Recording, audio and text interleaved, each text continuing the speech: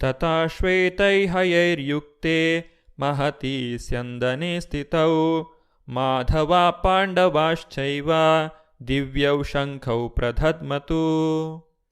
ಅನುವಾದ: ಎದುರು ಪಕ್ಷದಲ್ಲಿ ಬಿಳಿಯ ಕುದುರೆಗಳನ್ನು ಕಟ್ಟಿದ ಮಹಾರಥದಲ್ಲಿ ಉಪಸ್ಥಿತರಾಗಿದ್ದ ಶ್ರೀಕೃಷ್ಣನೂ ಅರ್ಜುನನು ತಮ್ಮ ಅಲೌಕಿಕವಾದ ಶಂಖಗಳನ್ನು ಊದಿದರು. ಭೀಷ್ಮರು ಊದಿದ ಶಂಖವನ್ನು ಅಲೌಕಿಕ ಎಂದು ವರ್ಣಿಸಿಲ್ಲ.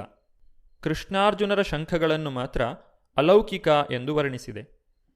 ಅಲೌಕಿಕ ಶಂಖಗಳ ನಾದವು ಎದುರು ಪಕ್ಷಕ್ಕೆ ಜಯದ ಸಂಭವವೇ ಇಲ್ಲ ಎಂಬುದನ್ನು ಸೂಚಿಸಿತು. ಏಕೆಂದರೆ ಕೃಷ್ಣನು ಪಾಂಡವರ ಪಕ್ಷದಲ್ಲಿದ್ದ. ಜಯಸ್ತು ಪಾಂಡುಪುತ್ರಾಣಾಂ ಯೇಷಾಂ ಪಕ್ಷೇ ಜನಾರ್ದನಃ. ಜಯವು ಯಾವಾಗಲೂ ಲಭಿಸುವುದು ಪಾಂಡವರಂತಹವರಿಗೆ, ಏಕೆಂದರೆ ಭಗವಾನ್ ಕೃಷ್ಣನು ಅವರ ಜೊತೆಗಿದ್ದಾನೆ. ಭಗವಾನ್ ಕೃಷ್ಣನು ಯಾವಾಗ ಎಲ್ಲಿ ಇದ್ದರೆ ಆಗ ಅಲ್ಲಿ ಭಾಗ್ಯಶ್ರೀ ಇರುತ್ತಾಳೆ. ಏಕೆಂದರೆ ಭಾಗ್ಯಶ್ರೀ ತನ್ನ ಪತಿಯನ್ನು ಬಿಟ್ಟು ಒಬ್ಬಳೇ ಎಂದೂ ಇರುವುದಿಲ್ಲ. ವಿಷ್ಣು ಅಥವಾ ಶ್ರೀಕೃಷ್ಣನ ಶಂಖದ ಅಲೌಕಿಕ ನಾದವು ಸೂಚಿಸುವಂತೆ ವಿಜಯವೂ ಭಾಗ್ಯವೂ ಅರ್ಜುನನಿಗಾಗಿ ಕಾಯುತ್ತಿವೆ.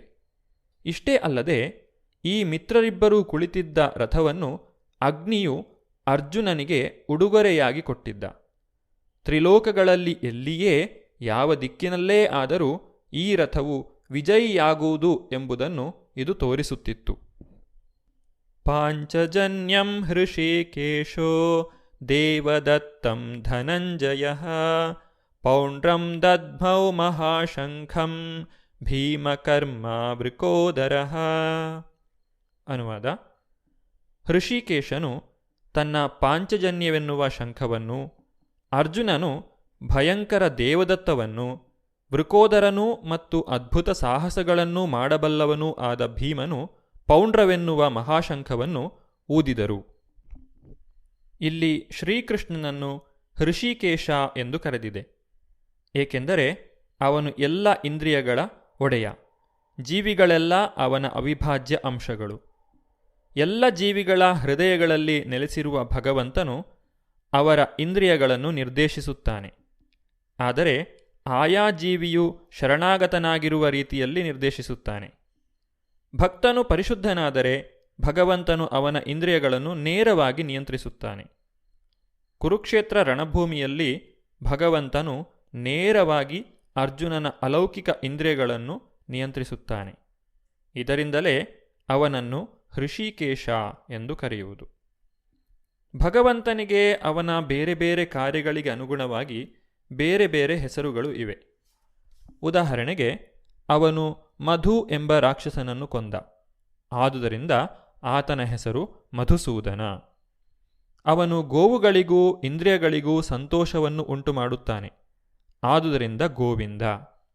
ವಸುದೇವನ ಮಗನಾಗಿ ಅವತರಿಸಿದ್ದರಿಂದ ವಾಸುದೇವ. ದೇವಕಿಯನ್ನು ತಾಯಿಯಾಗಿ ಸ್ವೀಕರಿಸಿದ. ಆದುದರಿಂದ ದೇವಕೀನಂದನ.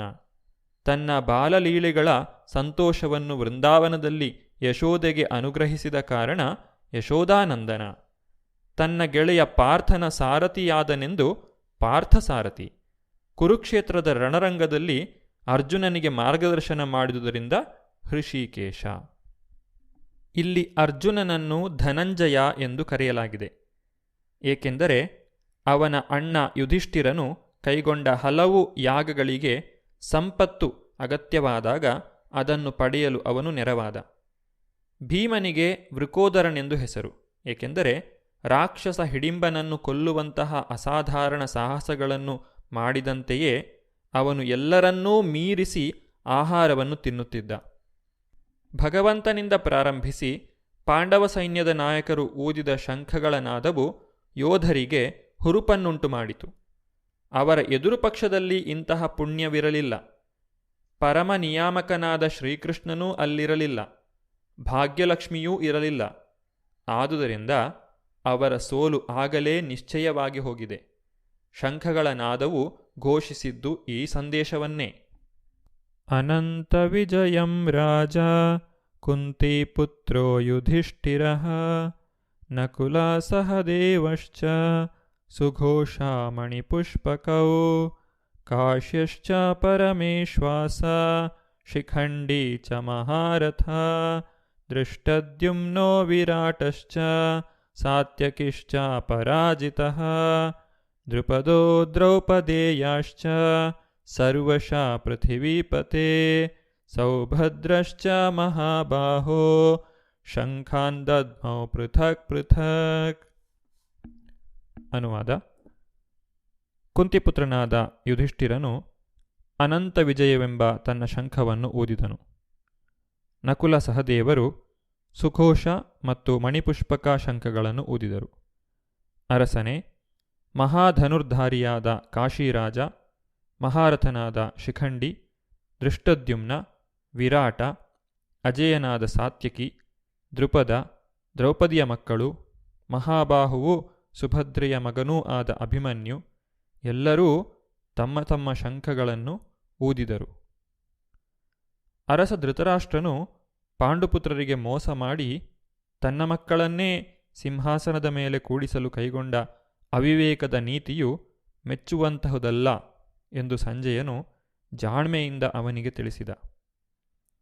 ಆ ಮಹಾಸಮರದಲ್ಲಿ ಇಡೀ ಕುರುಕುಲ ನಿರ್ನಾಮವಾಗುತ್ತದೆ ಎಂದು ಆಗಲೇ ಸ್ಪಷ್ಟವಾದ ಸೂಚನೆಗಳಿದ್ದವು. ಪಿತಾಮಹ ಭೀಷ್ಮನಿಂದ ಪ್ರಾರಂಭಿಸಿ ಅಭಿಮನ್ಯು ಮತ್ತಿತರ ಮೊಮ್ಮಕ್ಕಳವರೆಗೆ ಎಲ್ಲರೂ ಮತ್ತು ಜಗತ್ತಿನ ಅನೇಕ ರಾಜ್ಯಗಳ ದೊರೆಗಳು ಅಲ್ಲಿದ್ದರು. ಎಲ್ಲರ ಸಾವು ಖಚಿತವಾಗಿತ್ತು. ಈ ಭೀಕರ ವಿಪತ್ತಿಗೆ ರಾಜ ಧೃತರಾಷ್ಟ್ರನೇ ಕಾರಣ. ಏಕೆಂದರೆ ಅವನು ತನ್ನ ಮಕ್ಕಳು ಅನುಸರಿಸಿದ ನೀತಿಗೆ ಬೆಂಬಲ ನೀಡಿದ. ಸಘೋಷೋಧಾರ್ತರಾಷ್ಟ್ರಾಣಾಂ ಹೃದಯಾನಿ ವ್ಯದಾರಯತ್ ನಭಶ್ಚ ಪೃಥಿವೀಂ ಚೈವ ತುಮುಲೋಭ್ಯನುನಾದಯನ್. ಈ ಶಂಖಗಳ ನಾದದಿಂದ ತುಮುಲ ಉಂಟಾಯಿತು. ಭೂಮಿ ಮತ್ತು ಆಕಾಶಗಳಲ್ಲಿ ಪ್ರತಿಧ್ವನಿಯನ್ನು ಮಾಡುತ್ತಾ ಅದು ಕೌರವರ ಹೃದಯಗಳನ್ನು ಚೂರು ಚೂರು ಮಾಡಿತು. ದುರ್ಯೋಧನನ ಪಕ್ಷದಲ್ಲಿದ್ದ ಭೀಷ್ಮರು ಮತ್ತಿತರರು ತಮ್ಮ ಶಂಖಗಳನ್ನು ಊದಿದಾಗ ಪಾಂಡವರ ಹೃದಯಗಳು ಬಿರಿಯಲಿಲ್ಲ. ಅಂತಹ ಘಟನೆಗಳನ್ನು ಇಲ್ಲಿ ಪ್ರಸ್ತಾಪಿಸಿಲ್ಲ.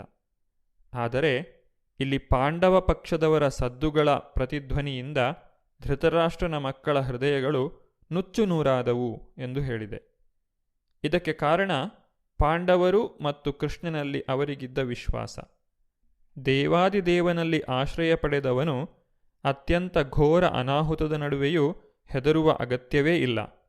ಅಥವ್ಯವಸ್ಥಿತಾನ್ ದೃಷ್ಟ್ವಾ ಧಾರ್ತರಾಷ್ಟ್ರಾನ್ ಕಪಿಧ್ವಜಃ ಪ್ರವೃತ್ತೆ ಶಸ್ತ್ರ ಸಂಪಾತೆ ಧನುರುದ್ಯಮ್ಯ ಪಾಂಡವಃ ಹೃಷೀಕೇಶಂ ತದಾ ವಾಕ್ಯಂ ಇದಮಾಹ ಮಹೀಪತೆ.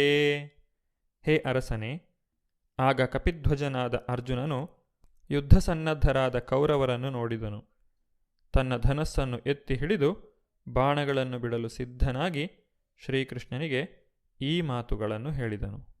ಅರ್ಜುನ ಉವಾಚ ಸೇನಯೋರುಭಯೋರ್ಮಧ್ಯೆ ರಥಂ ಸ್ಥಾಪಯಮೇಚ್ಯುತ ಯಾವದೇತಾನ್ನಿರೀಕ್ಷೇಹಂ ಯೋದ್ಧುಕಾಮಾನವಸ್ಥಿತಾನ್ ಕೈರ್ಮಯಾ ಸಹ ಯೋದ್ಧವ್ಯಂ ಅಸ್ಮಿನ್ ರಣಸಮುದ್ಯಮೇ. ಅರ್ಜುನ ಹೇಳಿದ, ಹೇ ಅಚ್ಯುತ, ಯುದ್ಧ ಮಾಡಲು ಸನ್ನದ್ಧರಾಗಿರುವ ಇವರನ್ನು ಮತ್ತು ಈ ಘೋರ ಶಸ್ತ್ರಸ್ಪರ್ಧೆಯಲ್ಲಿ ನಾನು ಯಾರೊಡನೆ ಹೋರಾಡಬೇಕೋ ಅವರನ್ನು ನೋಡಲು ಸಾಧ್ಯವಾಗುವಂತೆ ಈ ಎರಡು ಸೈನ್ಯಗಳ ಮಧ್ಯೆ ನನ್ನ ರಥವನ್ನು ನಿಲ್ಲಿಸು. ಯುದ್ಧವು ಇನ್ನೇನು ಪ್ರಾರಂಭವಾಗುವುದರಲ್ಲಿತ್ತು. ರಣಭೂಮಿಯಲ್ಲಿ ಶ್ರೀಕೃಷ್ಣನ ಮಾರ್ಗದರ್ಶನವನ್ನು ಅನುಸರಿಸಿದ ಪಾಂಡವರು ಅನಿರೀಕ್ಷಿತ ರೀತಿಯಲ್ಲಿ ತಮ್ಮ ಸೈನ್ಯದ ವ್ಯೂಹವನ್ನು ರಚಿಸಿದ್ದರಿಂದ ಕೌರವರು ಬಹುಮಟ್ಟಿಗೆ ಉತ್ಸಾಹವನ್ನು ಕಳೆದುಕೊಂಡರು. ಇದು ಮುಂಚೆ ಬಂದ ಮಾತುಗಳಿಂದ ತಿಳಿಯುವಂತಿದೆ. ಅರ್ಜುನನ ಧ್ವಜದಲ್ಲಿದ್ದ ಹನುಮಂತನ ಸಂಕೇತವು ವಿಜಯದ ಮತ್ತೊಂದು ಸೂಚನೆಯಾಗಿತ್ತು. ಏಕೆಂದರೆ ರಾಮ ರಾವಣರ ಯುದ್ಧದಲ್ಲಿ ಹನುಮಂತನು ರಾಮನ ಪಕ್ಷವನ್ನು ವಹಿಸಿದ್ದ. ಶ್ರೀರಾಮನು ವಿಜಯಿಯಾದನು. ಈಗ ಅರ್ಜುನನಿಗೆ ನೆರವಾಗಲು ರಾಮ, ಹನುಮಂತ ಇಬ್ಬರೂ ಆತನ ರಥದಲ್ಲಿದ್ದರು. ಶ್ರೀಕೃಷ್ಣನೇ ಶ್ರೀರಾಮ. ಶ್ರೀರಾಮನು ಎಲ್ಲಿದ್ದರೆ ಅಲ್ಲಿ ಅವನ ನಿರಂತರ ಸೇವಕ ಹನುಮಂತನು, ಆತನ ನಿರಂತರ ಧರ್ಮಪತ್ನಿ ಭಾಗ್ಯಲಕ್ಷ್ಮಿಯಾದ ಸೀತೆಯು ಇರುತ್ತಾರೆ. ಆದುದರಿಂದ ಅರ್ಜುನನಿಗೆ ಶತ್ರುಭಯಕ್ಕೆ ಕಾರಣವೇ ಇರಲಿಲ್ಲ. ಎಲ್ಲಕ್ಕಿಂತ ಮುಖ್ಯವಾಗಿ ಇಂದ್ರಿಯಗಳ ಸ್ವಾಮಿಯಾದ ಶ್ರೀಕೃಷ್ಣನೇ ಸ್ವತಃ ಅಲ್ಲಿದ್ದು ಅವನಿಗೆ ನಿರ್ದೇಶಿಸುತ್ತಿದ್ದ. ಹೀಗೆ ಅರ್ಜುನನಿಗೆ ಯುದ್ಧ ನಿರ್ವಹಣೆಯಲ್ಲಿ ಎಲ್ಲ ಸನ್ಮಾರ್ಗದರ್ಶನವೂ ಲಭ್ಯವಾಗಿತ್ತು. ಭಗವಂತ ತನ್ನ ನಿರಂತರ ಭಕ್ತನಿಗಾಗಿ ರೂಪಿಸಿದ್ದ ಇಂತಹ ಶುಭ ಸನ್ನಿವೇಶವೇ ನಿಶ್ಚಯವಾದ ವಿಜಯದ ಸೂಚನೆಯಾಗಿತ್ತು.